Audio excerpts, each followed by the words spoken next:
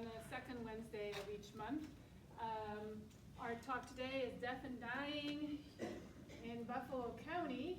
But before we turn to our speaker, we want to thank the Kearney Public Library for co-sponsoring this with us and being our collaborators in this endeavor.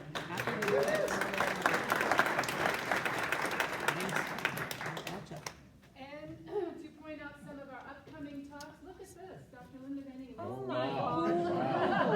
Here, November 13th, that's after the election. I thought it would be a good time to look at the history of women in politics, especially here in Nebraska. So that's my area of research, is women in history, women in political history. So that's on November 13th. And then on February 12th, we have Dr. Stoudemire, The Life of Harry Indian Miller. So you'll note we do not have a brown bag in December or January. We decided to take those couple months off and resume in the regular semester pattern. So November 13th is the next one. Another announcement here in terms of good history talks is we wanted to announce our colleague Dr. Torsten Hamburger is speaking at BCHS, Buffalo County Historical Society, on Friday, one of the Fabulous Fridays, is that what this is called? Yeah, Fabulous Friday, October 11th, that's this Friday at 2 o'clock. And his talk is how textiles shape our world. Explore the historical significance of clothing, material culture, and the meaning that we imbue in objects such as uniforms and other physical items.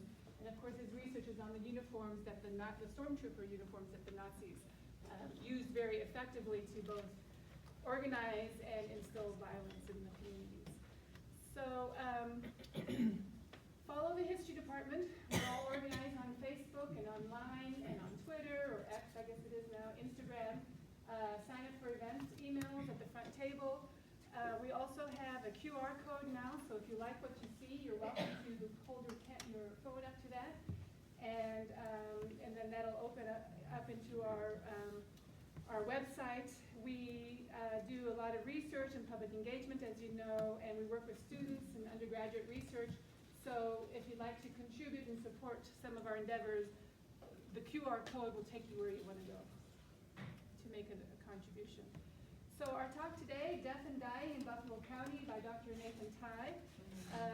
Dr. Tye, of course you all know him, but I'm going to introduce him anyway. He is an associate professor at UNK in our history department, and he has been teaching with us since 2019. So he's an avid local historian, and he serves on the boards of several local community museums and cultural organizations, and can usually be found rooting around in the archives at the Trails and Rails Museum, as well as in the UNK Archival Library, and any archive he's close to. They sort of have a magnet and they draw him to it. He's really, really good at that, and I'm very happy to join me in welcoming Dr. Tye.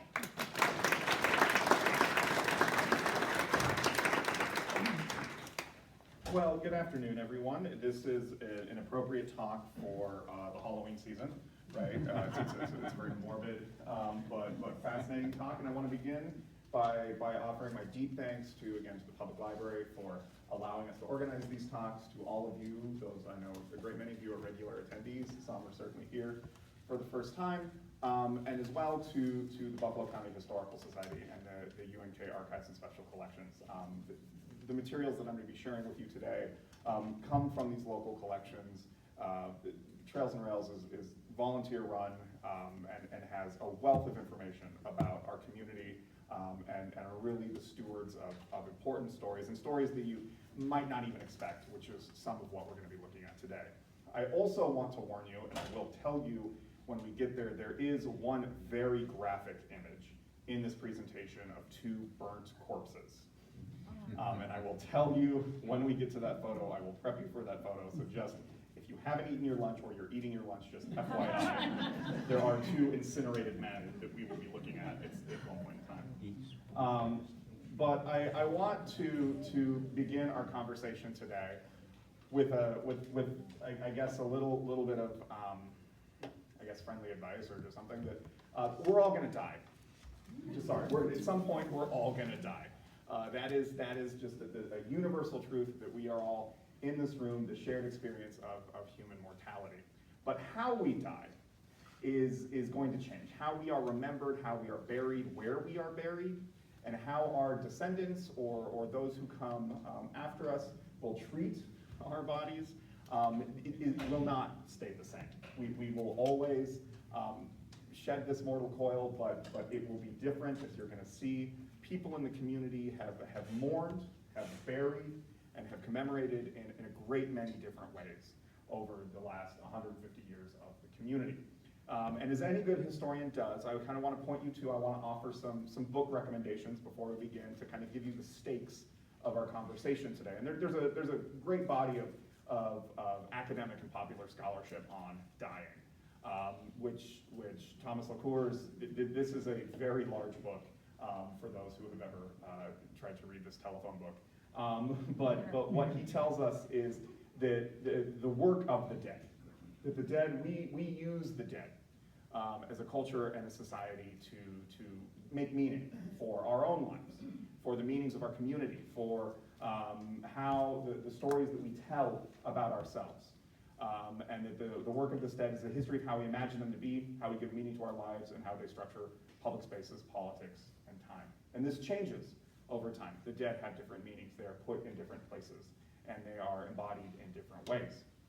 And in the history of the United States, much of what we think of today with dying and how we treat the dead comes from the Civil War. And this is Drew Gilpin Faust, the former president of Harvard University. She's a very well-established Civil War historian and writes about how kind of the modern practice of death and dying comes from the Civil War. The complete and total in unconscionable scale of death and destruction from 1861 to 1865 forced the nation to really confront a lot of mortality and commemoration, and then physically what to do with all those bodies.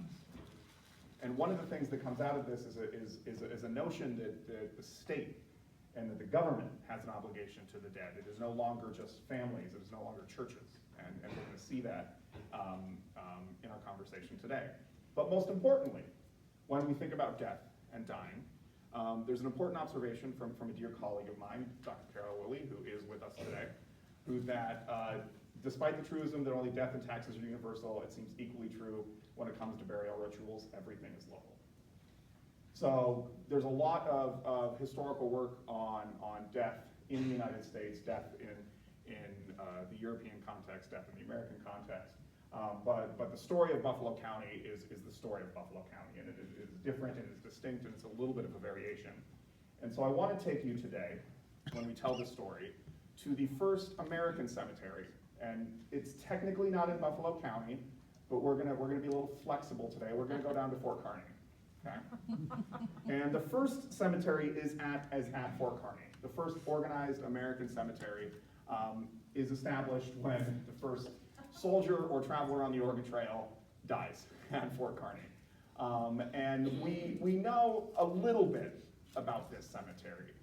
This is one of the few obituaries. It's not quite an obituary, it's a death notice from the rudimentary newspaper that is being published at Fort Kearny that tells us that an unfortunate Nebraska soldier dies while celebrating the end of the Civil War. His gun goes off prematurely and he passes away at the fort in 1865. Now, we don't know where his body went. We have a very good sense of where his body went because the records for the Fort Kearny Cemetery are a little fragmentary.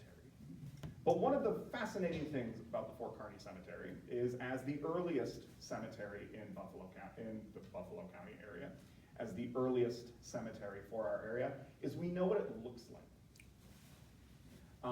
This is a painting by Worthington Whitridge, who is a Hudson River artist, Hudson School of Artists in New England, and he travels on the Oregon Trail at the end of the Civil War. So this painting is dated to June 1866. He painted this while he was at Fort Kearny, and this painting, you can just tell a little bit that there's some very rudimentary graves that are here in the painting, with one kind of large, a couple of stones. And the cemetery at Fort Kearny is located southwest of the current historic park. There's actually a homestead. There's a farmstead on top of it. And this cemetery, you look, you can see it's treeless. And you can see the very imposing sand dunes that run through the middle of Kearney County, what is now, a golf course. But this is such a fascinating part of the landscape that this artist wanted to capture this image because of the meaning that was embedded into this. Because folks in this time period, this is after the Civil War, the scale, the death, the trauma, but this is also understanding the Oregon Trail as a space of death. Of the 133 people who were buried in this cemetery, okay, and that does not look like a cemetery with 133 bodies in it. We only know the name of 23 of them. The vast majority were folks on the Oregon Trail. Folks who were coming on the Oregon Trail, the Mormon Trail, local folks from the area, okay? And then a great number of soldiers, and at least one Pawnee Scout. And we do have some sense of who was there because the bodies were ultimately removed. One of the things that comes out of the Civil War is this obligation for the state for the care of bodies of soldiers who died in combat. One of the things that begins, and this is the Faust book that I highly recommend, and if you don't want to read the book, there's an American Experience you can watch on PBS, is that the government has an obligation to care for the fallen. And so a great many bodies were recovered and moved off battlefields. Bodies were returned home to families. Okay? And when the federal government shut down Fort Kearney in 1872, 1873, this cemetery with 133 bodies was there. And the federal government had to decide what they wanted to do. Now, just because the government said that they were going to take care of the bodies does not mean that they did it in an efficient or necessarily respectful way, as we might know. So it was announced in the Omaha paper in 1873 that the government official, there was a sergeant there, Sergeant Cody, spelled very poorly, that he has been given instructions to remove bodies. That is part of the decommissioning process of Fort Kearney, that this cemetery, again, 133 bodies, needed to be removed and taken to Fort McPherson, what is now Fort McPherson National Cemetery in Maxwell, Nebraska. And this process was happening at all of the military installations in this time period in the American West. The bodies from Fort Laramie, the bodies from Fort Robinson, the bodies from Fort Phil Kearny. All of these bodies were being disinterred and removed to Fort McPherson. It was a matter of efficiency.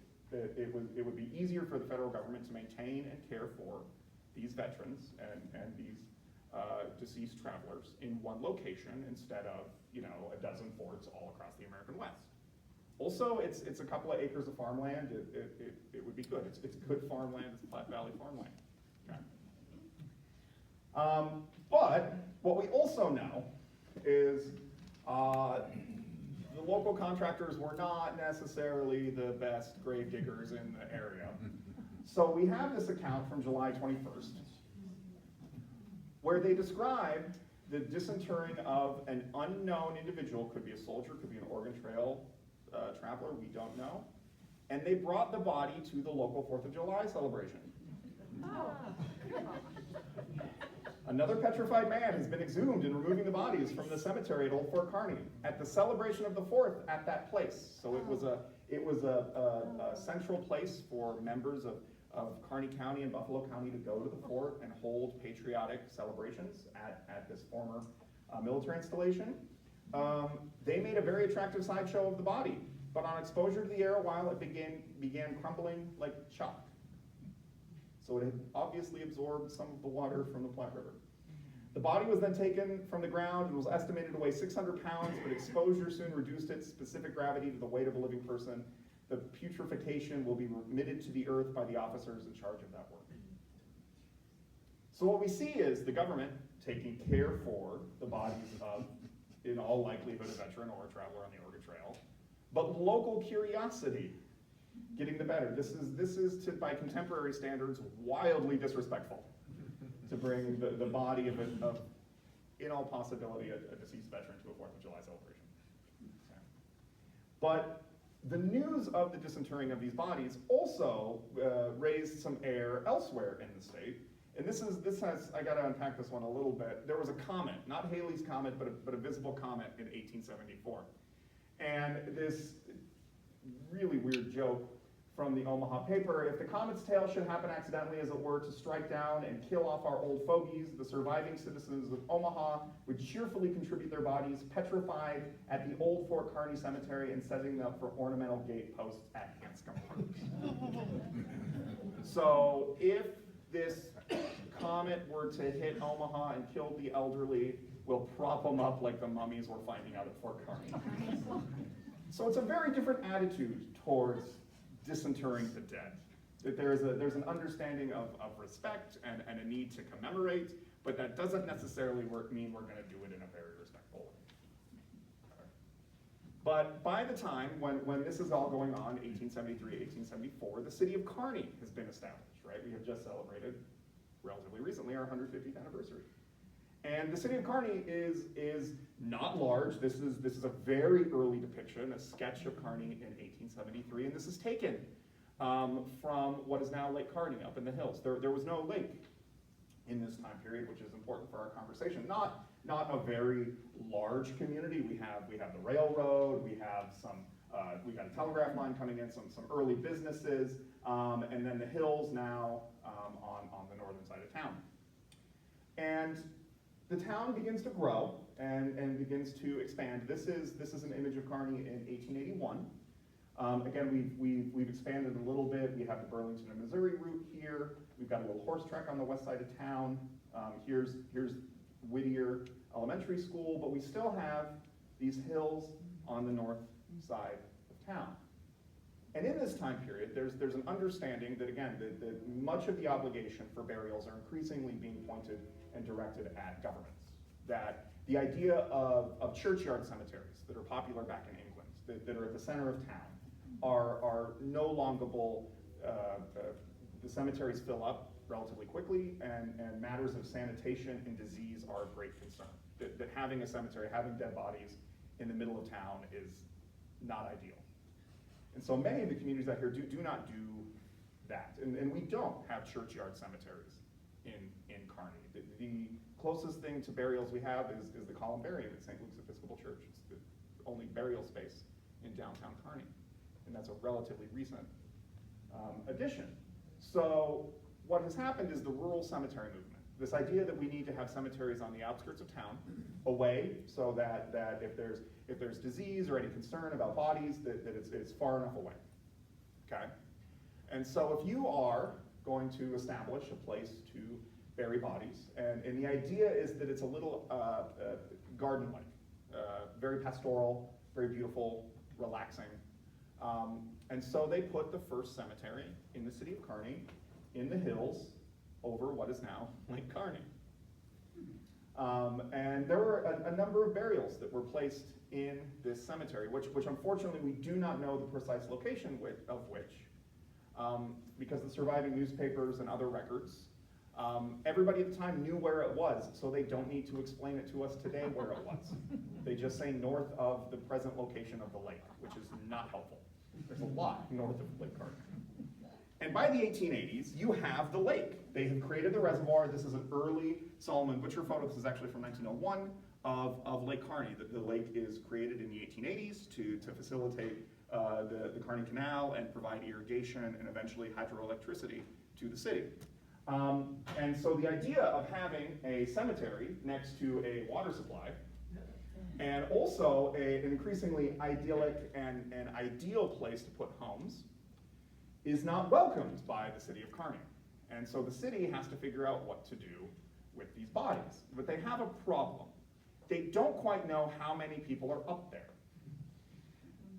And so there's a notice that's put out in the paper of if anybody remembers if they've got somebody buried up there, to please contact the city before they start digging up the old graveyard. And what we know, based on the surviving records, is not that many people got a hold of the city. But what we do know, and this is one of the wonderful things about doing historical research, is when I was preparing this presentation last week, and I was down at the Trails and Rails Historical Study, bugging Elaine, asking about the cemetery, is a piece of paper fell out of the back of a ledger. And it's a list of every body that was dug up at the cemetery. Oh my gosh. But the unfortunate thing is, it also tells us a lot about the records and the absence of tombstones, that these graves are being put up in the 1860s and 1870s when we don't have a funerary business. So most tombstones are probably made of wood, they're probably homemade, and it's not an organized burial ground, it's not overseen by the city. And so what this is, and it's front and back, is it's a description of the bodies based on what has survived when they came out of the ground. And the idea is that eventually maybe somebody might remember that a little girl with a purple ribbon band, some on shroud, or that a little, actually just says Bill, gunshot wound in forehead, bald possibly to left side. And then we do have some names: Bill, Haddon Brown, right side of skull broken, brown hunting clothes, unknown woman, unknown woman, unknown man, unknown child, unknown man, unknown woman. And it goes on. Okay? And we do know that these bodies were removed. We do know these bodies were removed over a period of 4 days and transported to what is now the City of Kearney Cemetery. But the location where they're at in the cemetery, only one of them has a tombstone. Relatives, unknown bodies, the cost, the city, did take this upon themselves to move. What we also have some sense is, even though the city was no longer actively using the cemetery, there were some folks surprisingly buried in the cemetery, which require further information. The last one, unknown man, which is, he's actually disinterred 16 years after they take all the other bodies out, so it's weird. Killed on railroad track, inquest held by the coroner. So for those of you who know what my research is, this is probably a hobo, actually, that they buried in the city cemetery. But they move them, and by the time they move them to what is now the Kearney Cemetery, the creation of the Kearney Cemetery is taken over by the city in 1876. So very early on, the city cemetery follows only 2 years, actually in June of 1876, after the city is founded. And when you have a cemetery, when you have a cemetery organized by the city, you need folks to support the cemetery. And so we have the creation of our very early kind of funerary businesses. But as you can see, this is an advertisement for the Kearney Nursery, run by Moses Sydenham, who, for those of you who might not be familiar with Moses is one of the founders of the city of Kearney. He is buried in the Kearney Cemetery. He was born in England to a Jewish family, converted to Christianity, and he ran the sutler. He was the sutler at Fort Kearney. He's also a mildly weird dude.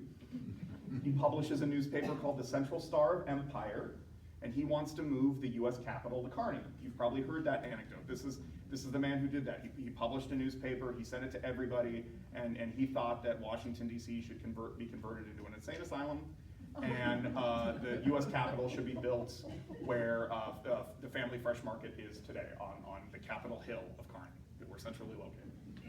Very interesting gentleman, very complicated history, but he is offering, in addition to fruit trees and shrubs and seeds, he's also selling marble.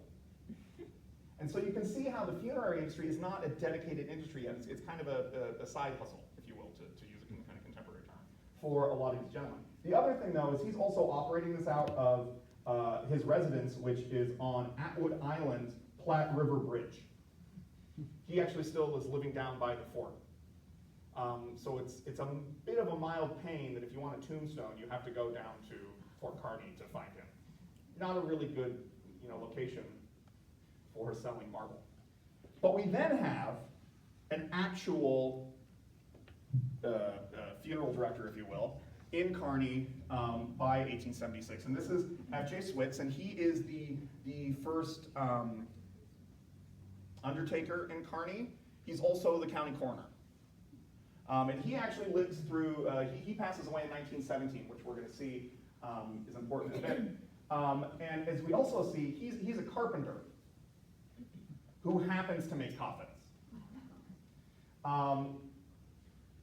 So it's not a primary business for him. It's not a dedicated business. He's making the box. He's not doing anything to the bodies. He's just making a box. But in that process does eventually learn the skills of being a coroner. And although he's not necessarily a good coroner, as we're going to see. And so we have the creation of a cemetery. The Kearney Cemetery is created in 1876. Bodies are beginning to be deposited in the space that continues to be the Kearney Cemetery. We have an early funerary industry beginning in these early years here in the city. But we also have challenges. Typically the way people are dying, it's done in a way that is easy for folks to understand.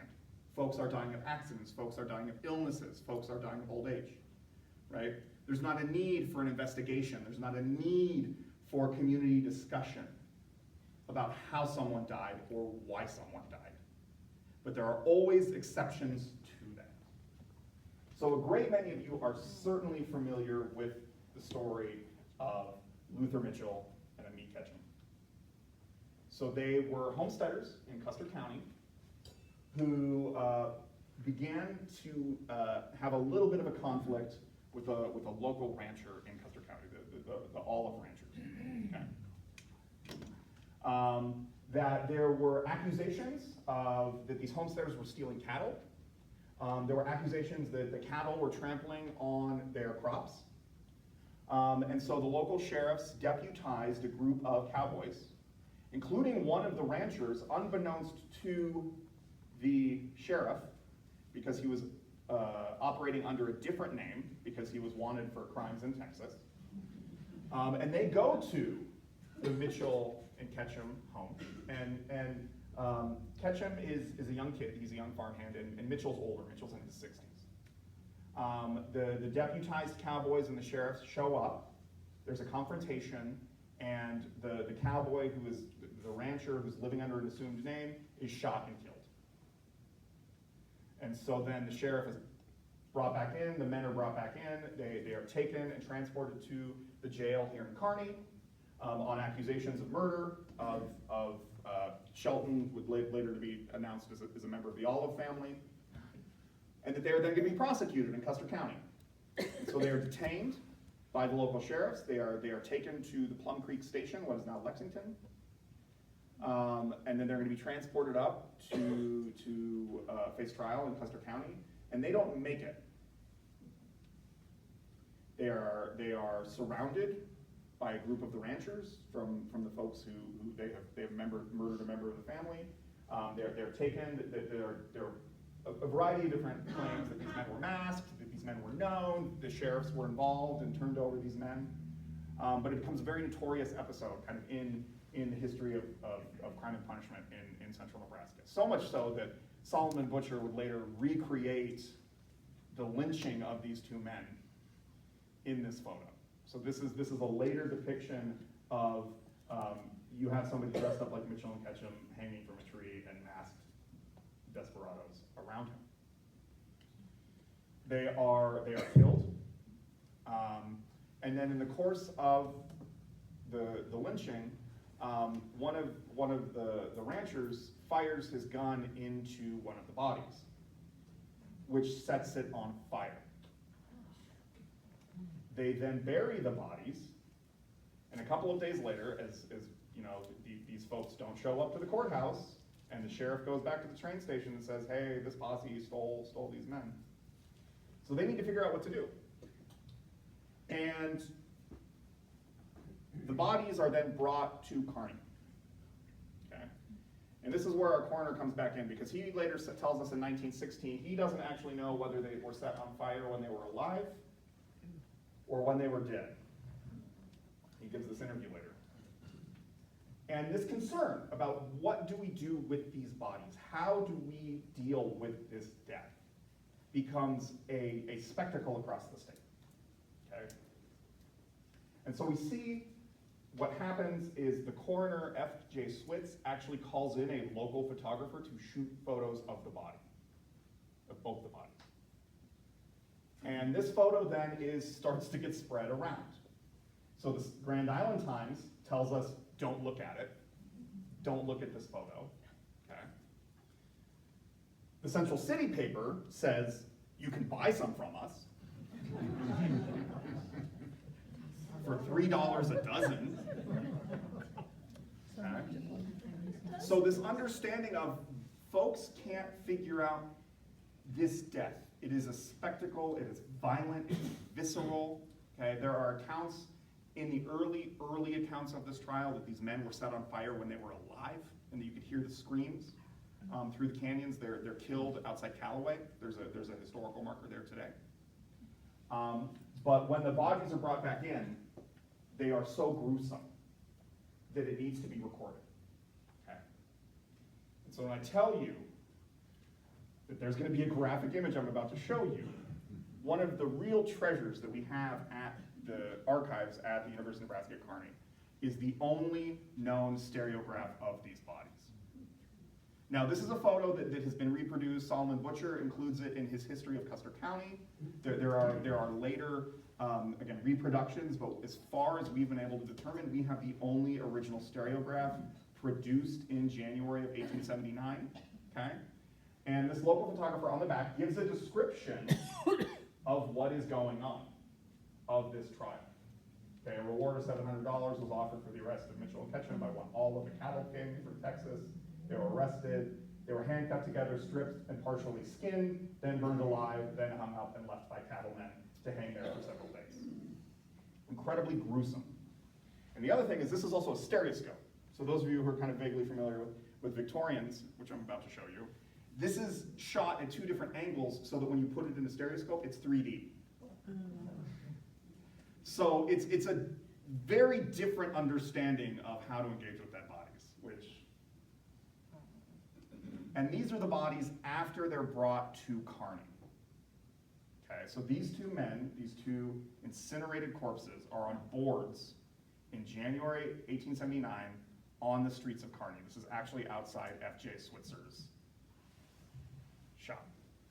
Okay. And the idea that you could buy a dozen of these for $3 tells us a lot about what people thought about unexpected death. Okay?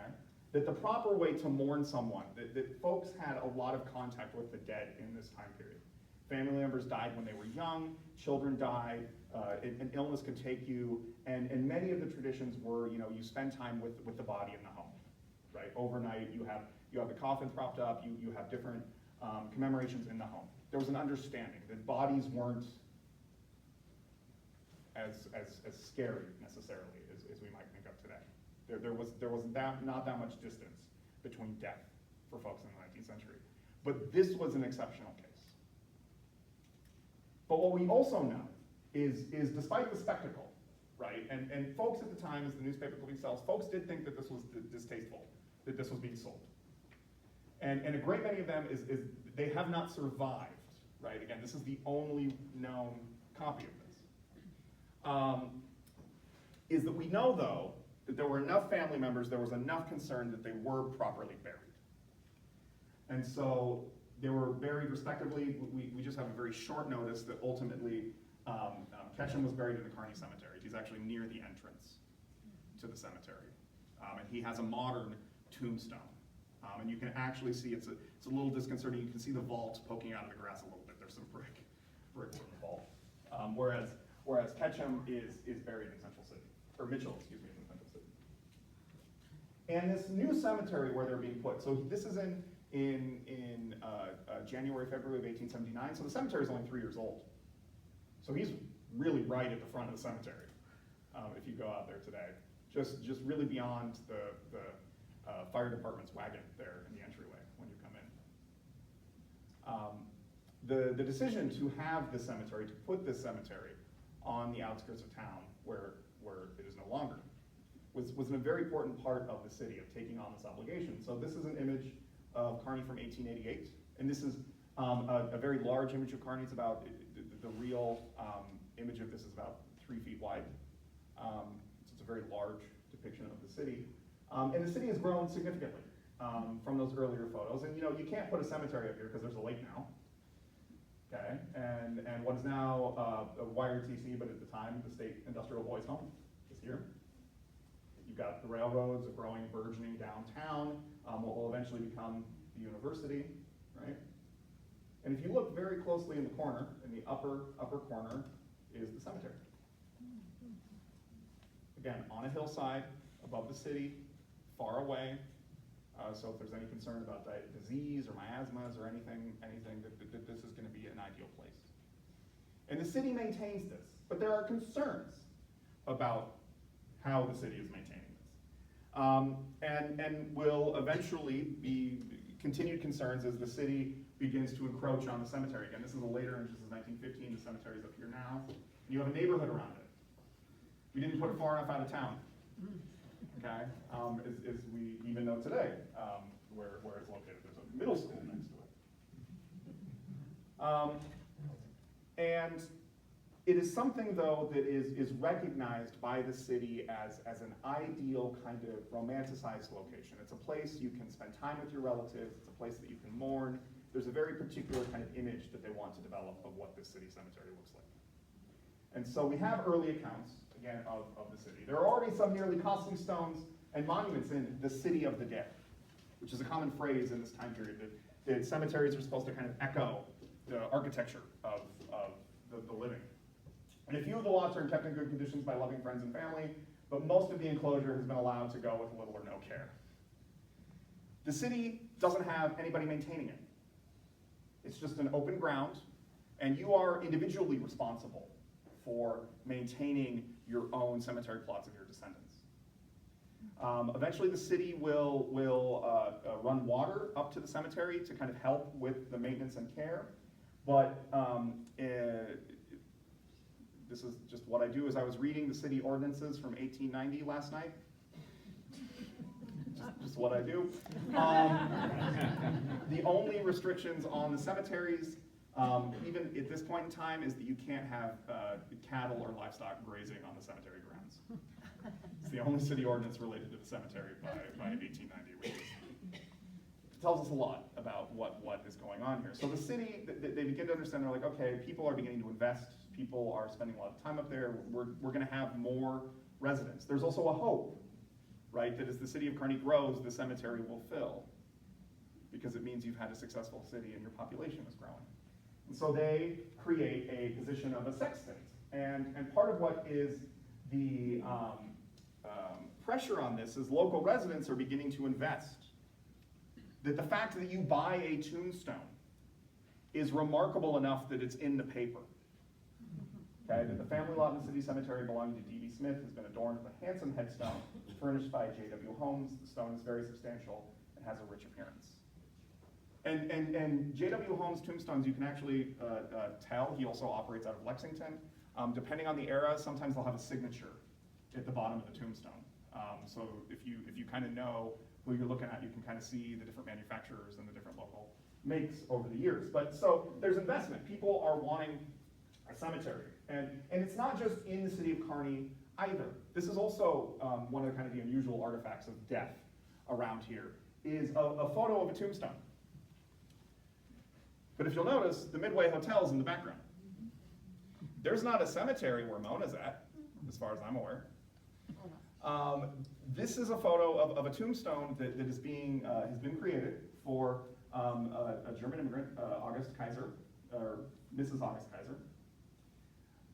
And this tombstone is actually getting sent up to the Prairie Divide Cemetery. This woman is a resident of Satoria, which is now a ghost town here in Buffalo County. And this tombstone was photographed in front of the shop by A.T. Anderson, a local photographer at the beginning of the 20th century, probably to be sent to family. And what we also know is in this cemetery, none of her family is buried with her. They actually all go to California. And so they might have taken this photo to take the tombstone with them, to commemorate, to document that they did this. It is also, it's a very small cemetery north of town, and not a lot of tombstones in it. This is the most ornate tombstone in that cemetery. but to want to document the passing of family. We actually have, and later I encourage you to see, we've had some mourning photos brought in with flowers depicting folks at funerals. So it was very common to depict relatives in caskets or flowers at funerals or other ways to commemorate the passing of relatives. And so even as funeral culture is more formalized, as you're having tombstones, as you're wanting to have different things, there's a desire to document what is going on. And so we have the rise of the funeral business. A.G. Bauer, excuse me, here in front of his funeral parlor, but he's also still a carpenter. This is on the low building down on Central Avenue, and he's got all his wares out here, all of his things. And then Miller's Monuments, which is also actually located not far from where we are now. The Kearney Flour Mill and the railroad is right here. Okay, and you can see their wares around displaying. And so what we're also understanding is the growth of the funeral industry and the mass production of tombstones. That these things are being made on an industrial scale and being shipped out here and then finished by local stonecutters. They're not being produced locally anymore. And this is partially, due to the railroad and other kinds of ways that this stuff can get transported. It's heavy, right? It's expensive, but increasingly necessary. And we have later funeral directors, A.G. Bauer and Son. At this point, they're no longer just carpenters who happen to make coffins, and they have their funeral home, which is located in the Pioneer neighborhood, now at 22nd and 6th, I think. And then Ira Anderson also dedicated funeral directors. These are both from the 1920s. Okay, but Ira Anderson's also got an ambulance. So he can get you both right before and then right after. So good, well-rounded business. So you see the emergence of, again, this funerary industry and the attention and the care, but there are problems as folks begin to invest in the dead, as folks begin to invest in mourning, and the conflict with the city about who's going to take care of the cemetery. So I can attest that this is probably the only fist fight that is documented to ever have happened in the cemetery. That doesn't mean it doesn't happen. Funerals can get messy, families are complicated. But the sexton got assaulted by the gentleman who had previously been in the paper spreading the news that he had a fancy tombstone put up. And that it was a huge issue at the city council meeting. And the conflict was over city policy, that the sexton at the cemetery was just supposed to take care of the grounds. But once you put somebody in the grounds, that's your problem. The city is not going to pay for the continued maintenance of your tombstone. They will water the grass and they will mow, but if you put a family member on your lot, that is your property, you have to maintain it. And what they ultimately kind of were fighting about is water. That B.D. Smith was using too much of the city's water and spending a little too much time. And this forced the city to kind of reevaluate its policies towards maintaining the cemetery, because you can't have fine, upstanding citizens of Kearney getting in fistfights in the cemetery. That's just a little gauche. And so these concerns, the city then does change its policies, and now, right, the city maintains the grounds, continues to maintain the grounds, right? And both those grounds that do not contain bodies and those that do. And there's increasing attention to the cemeteries. It's not just the funerary industry, it's not just kind of tombstones and things, it's also celebrations and commemorations. And that's the development of Decoration Day, what we now know as Memorial Day, which comes at the end of the Civil War is a way to honor the dead who had passed away during the Civil War. And we see this is from the 1880s. And it's a list of it's the personification of all the holidays that folks are supposed to celebrate. It's a new year. Father Time is welcoming the new year to all of the celebrations. Okay, and this young child here with the flower is Memorial Day. And they're chronological as you move through this calendar. Behind Memorial Day, here's Arbor Day, just kind of hanging out. And you've got, President's Day, George Washington's birthday, Valentine's Day is here, Thanksgiving's over here, here's Christmas. But this idea that there is a designated day that you go to the cemetery, that you put out flowers, that you honor and commemorate the dead, takes on meaning at the end of the Civil War. Okay, and we have a lot of local celebrations throughout Buffalo County for Decoration Day, and they change over time. This is from 1893 here in Kearney, and it tells us, the expectations that there's a parade, that the hub reporter is listing the commander of the police department, 6 police officers, a military band of 16, a firing platoon of 8, Sons of Veterans escort, department commander, committee speaker, and then there's a 2nd Division commander, drum corps. It's a very extensive parade. The Kearney Baseball Club marches, the Ulysses Baseball Club, the members of the Ancient Order of United Workmen, the local typographical union, the men who actually set the type for this. And there are speakers that judges or mayors or Civil War veterans or what have you would come and have a commemoration. And this takes on continued meaning. This is from Ravenna in the 1920s when you don't have as many Civil War veterans. Okay, that they continue to have celebrations, often involving schools or local churches. But the meaning of Memorial Day continues to change as folks step further and further away from the Civil War, the immediate reason for the celebration. So this is an early depiction of the Kearney Cemetery. This is by Solomon Butcher in 1910 for a Memorial Day celebration.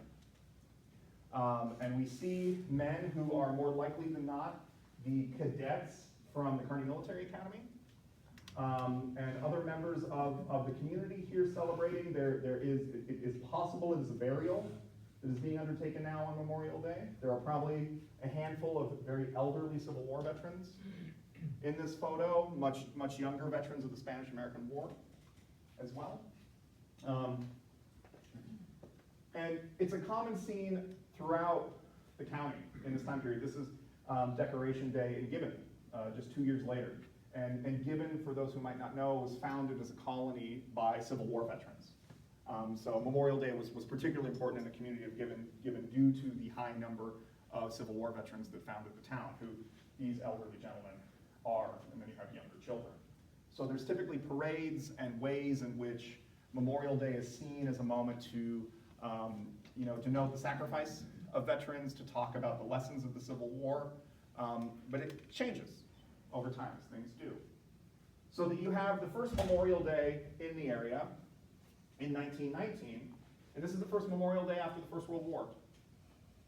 And the Civil War is 70 years in the past at this point. There are very few Civil War veterans. And the meaning, the blue and gray, have faded and blended into olive drab. So this understanding now that Memorial Day isn't just about one particular military conflict, right? It's for all veterans.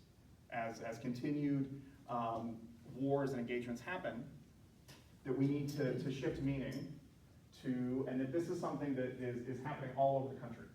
As soldiers, at this point in May of 1928, soldiers are still coming back from Europe. Okay, so the war really, for a great many, fighting might have stopped, but they're still in active duty. So very much something that they consider. And we see this then, this kind of broadening of Memorial Day in something, this is an unusual document to survive. This is, for those of you who have come to a previous brown bag, this is actually the will of Eliza Galloway, the formerly enslaved African-American woman who worked here in town and was a long-standing member of the Kearney community. And this is at the G.W. Frank Museum. And one of the things that she has in her will is that she wants to have extra money paid for the care of her tombstone and her husband, which also tells us something about this era because her tombstone is misspelled. So we also know that they didn't pay close particular attention to what was requested by her. But she asked that flowers be put out at her grave every Decoration Day in perpetuity. Now, we don't know how long that happened. Eliza never served in the Civil War. Her father did. Her father, who had been enslaved, did join the Union forces. We don't know if her 3 husbands served. But the understanding then that by 1926, when she is drafting this document, she dies in the 1930s, the Memorial Day is no longer just exclusively about commemorating veterans and soldiers, it's about commemorating the dead in general. It's an opportunity to spend time in cemeteries. And the understanding too with Eliza is this is something then that I'm very happy to say the Frank Museum continues to do now, is actually put flowers on her grave at Memorial Day, which is something that she asked, and that the hope is it would be continued to be honored. And so what I want to leave you with in this conversation, this history of death and walking you through the cemeteries and through the bodies, is that this is a history that's continually changing, right? The only thing that we know is we're all going to die. And so that when you have this image of the Kearney Cemetery, when you see this history, what we know in that time is that the cemetery has only gotten bigger. Okay? And it will continue to grow. And the death will change. The way we commemorate the dead will change. But nevertheless, we're still going to have to confront and engage with and deal with this history of death. So thank you. So, questions?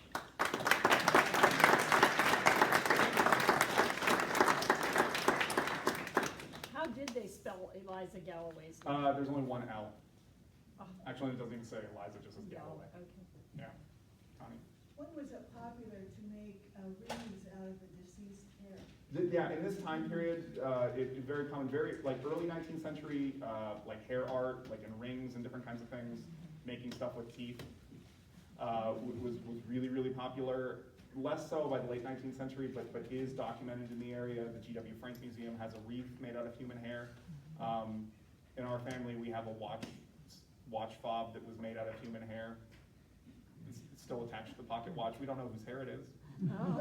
Oh. So somewhat common by this period, but really fading by the turn of the 20th century.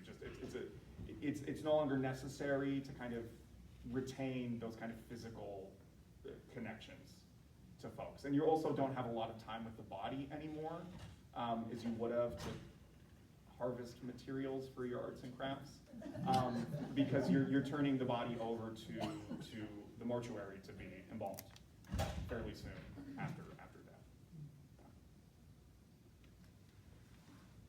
I noticed on that ledger sheet from the old cemetery north of the lake, Yeah. like the second last item or something like that, I think mentioned that I believe it was a walnut coffin with a glass window. Mm-hmm. Now that was before the yep, that's it. The poplar coffin. No, it's AJ or A.L. Webb. No, Oh, no. yeah, A.L. Webb. He's got a pocket watch. Golden ring with A.L. I know, I'm talking about right after his name, walnut coffin. Oh, yeah, with glass on plate face. of Yeah, her- yeah. plate of her face. Yeah. Was that was before there was mortuary business in Kearney, wasn't it? Well, unfortunately, this one doesn't give us the death date of when he died. But if it's a walnut coffin with glass, probably mass-produced, or at least a little more fancy than kind of a regular box. But this gentleman had, they knew the name and they were able to, there was a ring with his initials on it, so had some money, possibly.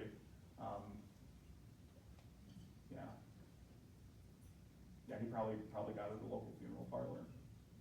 Okay. What do you envision is going to happen to these small family and no longer town community cemeteries? Many of those things, there's conversations, the county takes on some rudimentary care for some of them. This is partially why people moved to municipal cemeteries, because the land gets sold, there's nobody to maintain it anymore, and people don't have the connection anymore. And for a long time, and a great many people still do maintain family cemeteries. In my family, for generations, we brought cyanide to kill the gophers at the family cemetery outside Cozad. Every year. But it's lost on different generations. So in some places, it's very expensive to remove and bring in. For others, it's probably a great many will be forgotten, as just time wears down. And there are certainly a great many unmarked farm family graves. And in that, though, there is something, and I didn't include this in the proper presentation, but this is actually a worthwhile way to think about this. Is there's a great many things with Nebraska. This particular question, we have some guidance from Willa Cather. So this is her short story, Nebraska, which was published in 1930 and then 1932, which is about a Nebraska farmer who goes to the doctor and learns he's got heart issues and things, and he should not work as hard. But it closes with the doctor going by the county cemetery and saying that ultimately it is a perfect recognition of the labor that he gave to be in that land. And to not necessarily be commemorated by family, but to have some of his cattle. Nothing could be more right for a man to help to do the great work of great cities, to be out there where his own cattle be eating fodder as winter come on. So I think for some folks in these rural cemeteries, they gave so much to that land, just being part of it, whether they are continued to be remembered or maintained necessarily, this might be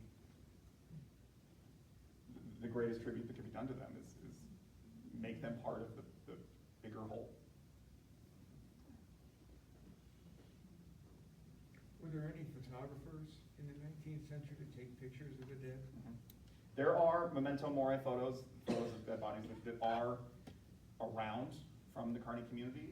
We have one, I did not include it, from the G.W. Frank Museum that is a baby. There are some photos. We have Trails and Rails Museum of memento mori photos, so it was not uncommon, but they are highly collectible today. There's people who collect death photography. They're also a little morbid. And sometimes you don't even necessarily know that the person's dead unless you kind of look and you can see the metal frame that is holding up the corpse behind them. So there are, A.T. Anderson does some, of the known ones. I know that there are A.T. Anderson photos, but they're fairly rare around here. Yeah. Before his untimely death, Steve Buttress finished 2 parts of what was to be a 3-part story. And the website, carneycreates.com, all one word, lowercase, carneycreates.com, has a blog feature. And on that feature, we are serializing every week a segment of that story. And for this week, the segment is, last week was the picture that you showed of the death of the 2 settlers. And the next episode will show that engaged President Rutherford B. Hayes in the legal affairs of the county. But if you go up, there's the story of the Print Olive gang and the ranch, and is just about to conclude, and we're about to move on to Buffalo Bill. But you might be interested in today's topic to look at today's blog.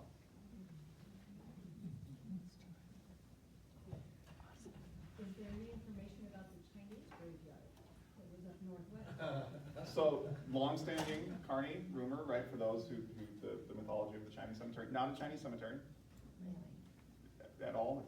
It's a farm cemetery.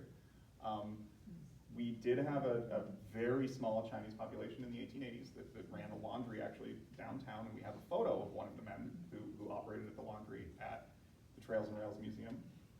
And he actually signed the back, which is very exceedingly rare. But as far as we've been able to tell, not buried here, but that's a farm family cemetery that's kind of been reimagined over generations. The idea being that usually the story is told that it's railroad workers who died, but the Union Pacific did not use Chinese railroad workers. That was the Central Pacific. So yeah, it's a farm family cemetery that's taken on a kind of life of its own. I think generations of high schoolers would get in trouble over it. It's out by the dump, right? It's out by the landfill. Well, thank you all. Thank you for coming. And we hope to see you next month for Dr. Van Engen's talk. So thank you.